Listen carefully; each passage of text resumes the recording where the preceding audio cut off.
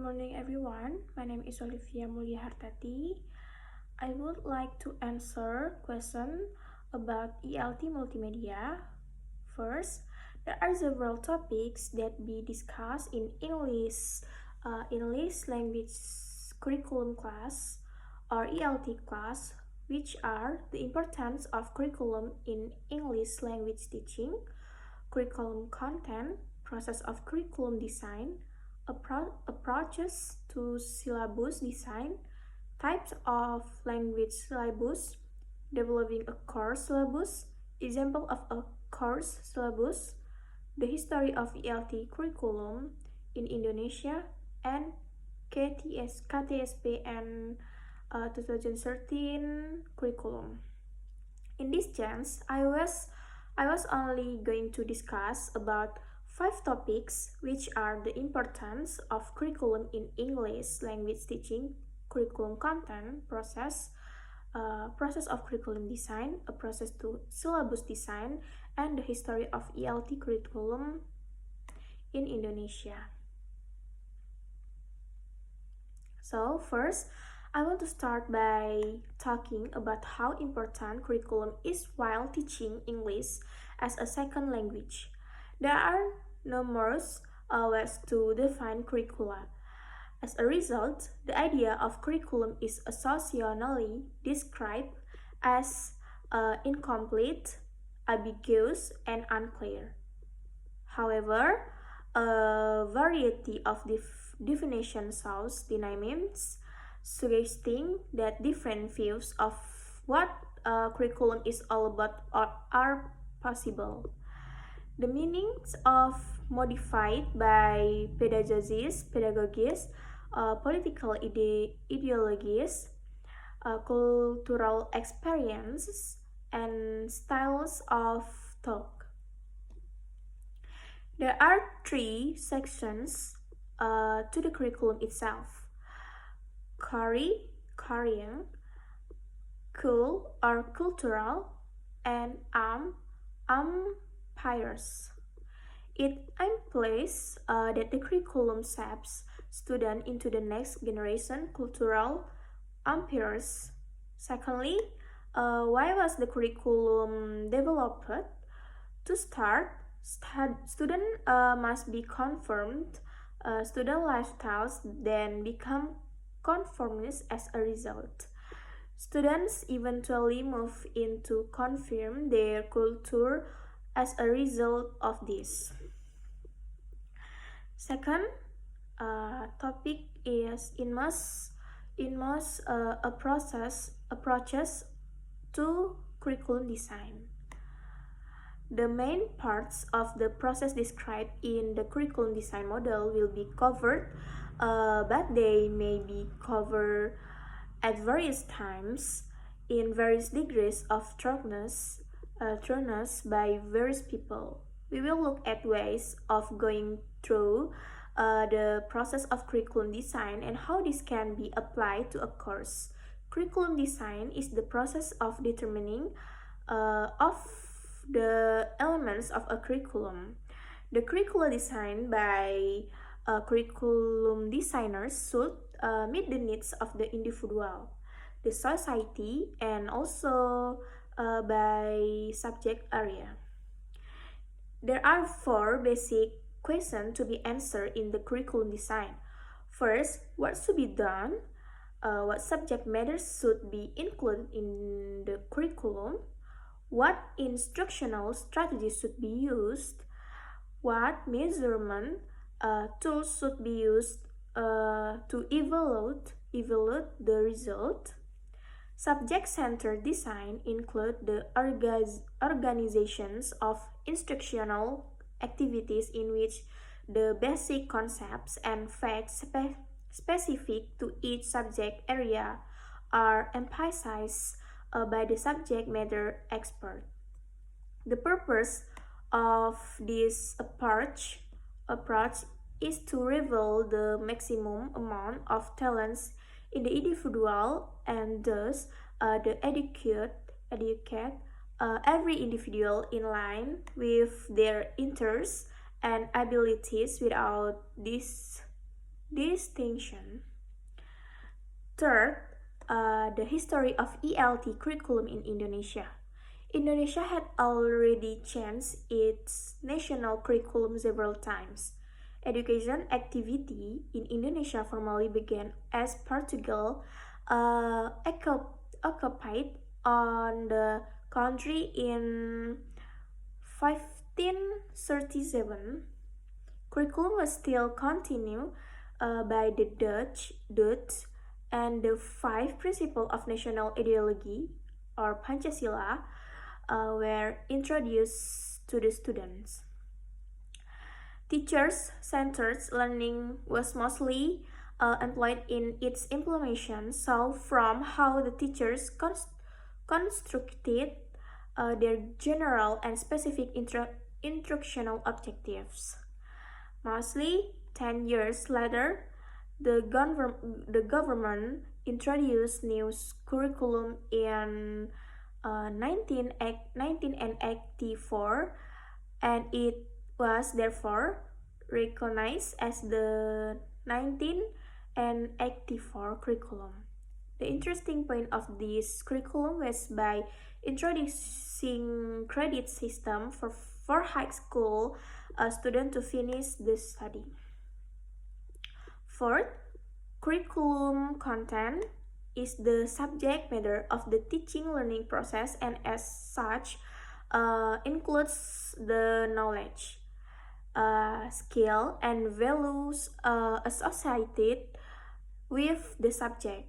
The criteria for selecting effective content for a curriculum subject is first, significance, how essential it is so the subject, and two, validity, how accurate or true it is, three, relevance, whether it is worthwhile to society, four, utility, how useful the content is to adult functioning, and five, learnability, whether the students can adhere to the content, and last, interest, whether it has intrinsic interest to learners. So, curriculum content is another main level of education quality. The knowledge, skill, and attitudes imparted by learning areas or subjects, course, cutting, approaches, and extracurricular activities is a main source of systematic and comprehensive learning. While learners may learn from many other different sources, especially in an informal way from the media and internet, curriculum advantage in structuring and sequencing learning represents a major access of sustainable acquisitions that ought to be well exploited and capitalized on. 5. Most reports of curriculum design describe of projections from a study of the environment and needs to a consideration of important principles and the setting of goals, followed by the drawing up of a list of content items. The waterfall model is most likely to be applied in the design of the commercial course book or in a well-funded curriculum design project. In a focused, opportunistic approach, the format and presentation part of the curriculum design process is typically done first. Tasmer and Wendman warn against this approach mainly from the point of view of efficiency. The attractiveness of the model is that it allows a concentrated focus with possible high-quality improvements to a course. So I will answer part D. Describe the 1975, 1984, and 1994 curricula and how they are similar and different from one another. Among these curricula, which one is the best? So my answer is the 1975 curriculum emphasizes goals, so that education is more effective and efficient. Background for the birth of the curriculum is the influence of concepts in the field management, namely the famous MBO, or management by objective. At the time, methods, materials, and instructional objectives are detailed in the instructional systems development procedure, or PPSI, which is known as the study unit, namely each lesson plan, discussion unit. Each lesson unit is broken down into general instructional objectives. The 1984 curriculum carries a process skill approach, prioritizing to a process approach, but the objective factor remains important. This curriculum is also often called the enhanced 1975 curriculum. Student position is placed as study subject from observing something, grouping, discussing to the report. This model is called Active Student Learning Method, or CBSA, or Student Active. The schools tested experience many deviations and reductions while applied nationally. Unfortunately, many schools are less able to interpret the CBSA, which what you can see is the noisy atmosphere in the classroom because students are discussing it here, and there is a picture attached, and what is striking is that the teacher no longer teaches the lecturing model. The GBSA disclaimer suffix is popping up. The 1994 curriculum was the result of efforts to integrate curricula before, especially the 1975 and 1984 curricula. Unfortunately, the combination of objective and the process has not been successful, so that a lot of criticism came caused by the burden. Student learning is considered too heavy from national content to local content. Theory local content adapted to the needs of each regions, for example, language, art, areas, regional skills, and others. Various interest groups in society also urge and that certain issues be included in the curriculum. Finally, the 1994 curriculum was transformed into a super dense curriculum. Regime for Suharto in 1998, followed by the presence of the 1999 curriculum supplement, but the chance more on patching a number of course material. According to my analysis, The 1984 curriculum was a refinement of the 1975 curriculum because it placed students as learning subjects so that the relationship between learning methods between the two curricula was bound. Sorry.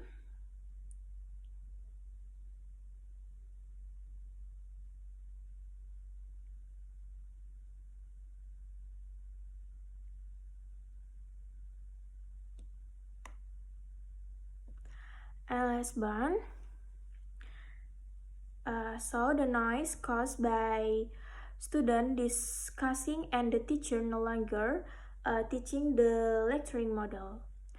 The 1994 curriculum was an attempt to combine the 1975 curriculum and the 1984 curriculum.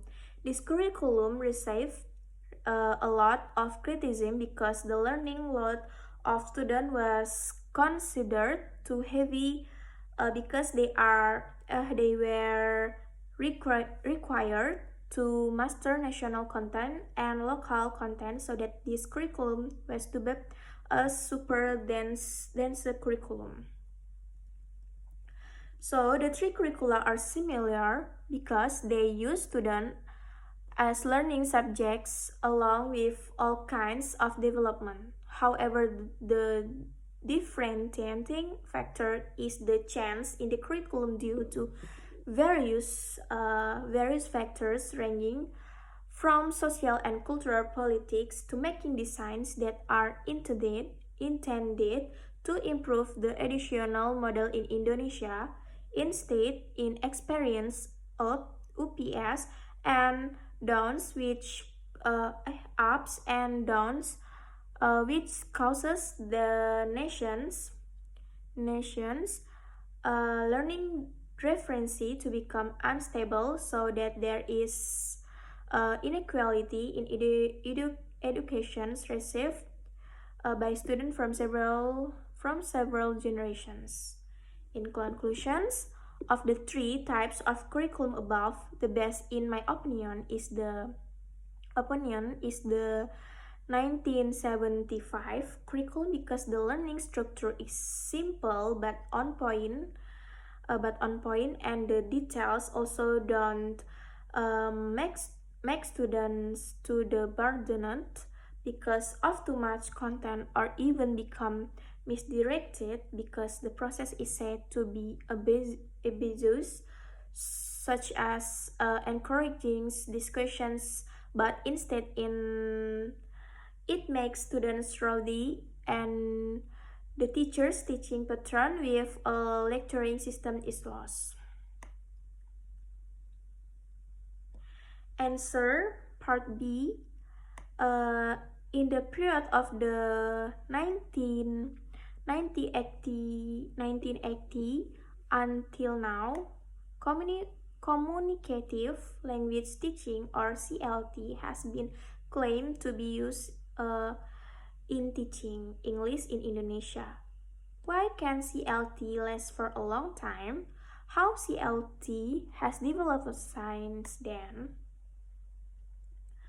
So my answer is communicative language teaching, or CLT learning method, or commonly called the communicative learning method. This method includes several language skills, namely reading, listening, conversation, and grammar.